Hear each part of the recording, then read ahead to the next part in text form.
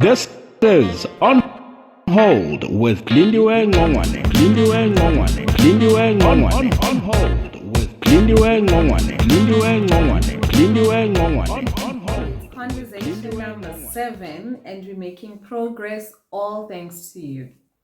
So today we stop and reflect on promises we've made to ourselves. So you will know by now, I take my content from speaking to you guys, for some of you that know me personally, and for some also that make suggestions about what I could speak about. So again, another conversation triggered this, and I want us to talk about those promises that we make ourselves. I'm going to give live examples so that you can understand what I'm talking about. I'll start first with my example. So growing up, I think I did say in one of the videos that I only met my father in my early 20s. So in my entire life, my mom's family and specifically my mother raised me. So I think seeing her raise us as a single parent made me also have specific impressions about what I want for myself. So I made a promise that I will not have children outside of marriage and raise them alone. Actually, the promise was I do not want to raise children alone. Okay, so and my solution at the time from where I was at my age was that being married first before you have children was the solution that I needed for that promise to come true. So, okay, I had another a promise that I had made for myself. I had decided that I will not have a child until I have a car because I did not want to struggle taking a child to the clinic, doctors and everything without a car. So I was adamant that I will not even I'll make sure I don't fall any pregnant until I have a car. So that came true. I did everything that I needed to do to make sure that I stayed clear of being pregnant before then until I bought myself a car. After that, I relaxed a bit, saying, okay, thinking anything could happen, but I could not relax fully because the second promise was there. I do not want to raise children by myself. So even for that, I waited and until I was married, and only after a year or so after I was married, then I had my first son. So that came true. I mean, I was, progressing on my plans and things were becoming all right. Until I realized that actually, even in the marriage, I'm raising children alone by myself because my ex-husband and I at the time were living separately. So I was living in a separate town and he was living in another town. So obviously I was staying with the children, with the boys. So I was still for most of the time by myself. So, I mean, it made me question that promise to say, but what did I say? Because this is not what I signed up for. The whole purpose of me being married and everything was that I should not be in a situation where I'm raising children by myself. Yes, I'm in a marriage, we're in different towns, but it's not working out the way I had planned. And many other things happen in a marriage, and I had to really look at this promise. And obviously, even when the marriage wasn't working out, the thing that kept me going as well was kind of the kids, the promise that I had made. I cannot make any decisions because then I'm going to have to raise children by myself. And that kept on ringing until, one day I just had to realize that actually raising children by myself does not mean that I need to be married. I have my family who's helping me. I had my friends who were helping me so much. I had everybody and teachers that were becoming personal friends to say, I appreciate your child is so good, and they were going an extra mile or anything for my sons or, anything like that. I realized that actually there's more people around me helping me to raise these children, and I'm not raising them by myself. So what is it really that is keeping me in the marriage to still maintain the promise? So at that time, I had to evaluate the promise and check, and see how valid really is, and that fear of mine, how valid it is and how far it has driven me. Because yes, it has driven me to that point, but it was not going to help me move forward. I needed to move in different direction. And I think that for me helped me to evaluate and actually recontextualize what that promise to myself really means and how I make it come true. So that's when I decided, okay, no, actually, I'm not alone. Then I was able to still file for divorce and go, and we went our separate ways while we had children, because it did not mean that if I wasn't married, that my children's father was not going to help me raise them. Do you understand what I mean? Like, he still was going to be there. His family is still going to be there. So they're not going to be without their families, but it did not have to take me being in a marriage to be able to do that. So I had to think about that, reposition it for myself, and change it, divorce some parts of it, and actually just keep some parts of it. So that's what I'm talking about. But I want to give you another example.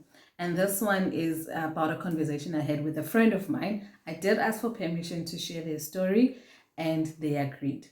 So they had made a promise, I would say, to themselves, based on their parents. So as they were growing up, they looked at their parents. Their parents were loving. It was a tight family. The mom and the dad were like a team. Everything was okay. And as a child, you look at this and you think, this is the best. This is what I want for my children too. And this friend of mine is a guy. So also decided that, when I have children, this is all I want them to see. I want them to see the love, the unity. I don't want ever for them to see anything other than that. And I will do everything in my power to maintain that for them. So grows up and obviously gets into a relationship that is serious enough, then that is blessed with a daughter.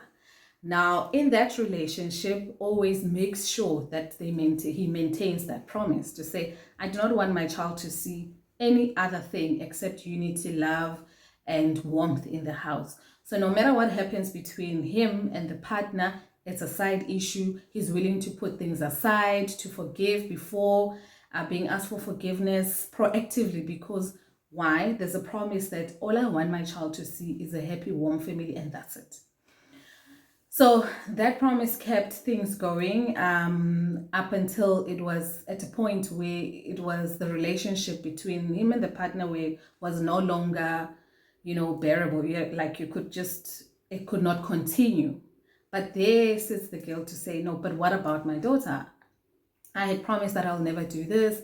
And another part to the promise was that he had promised himself that he will not put his daughter through step parenting, a stepmother, a stepfather, anything like that. So that was another thing that drove the promise, to make sure that that tight family stays there no matter what. But unfortunately, the relationship could not carry on no matter how much they tried, and it had to end. So now he sits with that frustration and guilt to say, I did not do enough. Maybe I didn't do enough. Maybe it was me. Maybe it was this. What's going to happen to my child? I don't want this for them, etc. Fine, time moves.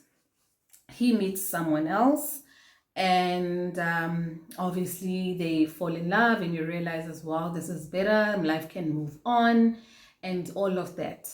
But remember, now there's that barrier of a promise to say, how do I now introduce this person to my daughter? Because now it becomes a stepmother, which is something that I had promised myself, my daughter, and everything in myself that I'm never going to do. So when we were talking because he was feeling a bit stuck in terms of, I'm not sure what it is. As much as I appreciate this new partner of mine, but I still have some reservations or some not being free to actually let her interact with my daughter, or how the interaction goes. And as we were talking, he made a realization himself to say that actually I have not moved on, because I am still at that part where I had promised my daughter this and this. And to him, introducing the partner to the daughter was kind of like an admission of failure to himself for not keeping the promise it made for years ago for himself. Okay, so I hope you get what I'm saying and where I'm going with this. So obviously these promises can hold us, can build us, we can go far. However, I'm also realizing and have also realized that these promises sometimes need to be checked on and evaluated so that they do not hinder your progress. So, and that's where I am in terms of talking about that. And I am curious and want to understand, what promises have you made to yourself? How have you sustained that? Because I know that people will do anything to maintain that promise that they've done for themselves, good or bad. Okay, and what you have to go through to make sure you achieve them. If you have achieved some of those promises, please do share as well the good news, because I know from myself how great it is to actually achieve what you set out for yourself. And also for people who've had to reevaluate these promises to yourself. I mean, what have you had to reevaluate, recontextualize? Because when we make these promises, we make it from a place sometimes of fear, of worry, of wanting to protect ourselves, of defense. Sometimes we make it really because we are determined, we are ambitious. So just let me know also, from the time you made your promise to all the efforts, to the time when you needed to realize that actually this promise is not going to help me move forward. I may need to divorce myself from it, or to separate myself from it, or to redefine what I mean. So share with me in terms of your promises. And also, I know some people do listen to the videos and reflect in terms of what are those things that they've done.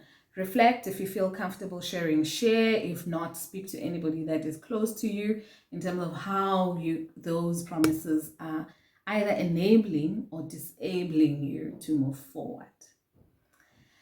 So that's it for this week. Happy thinking. Please do remember to comment if you can.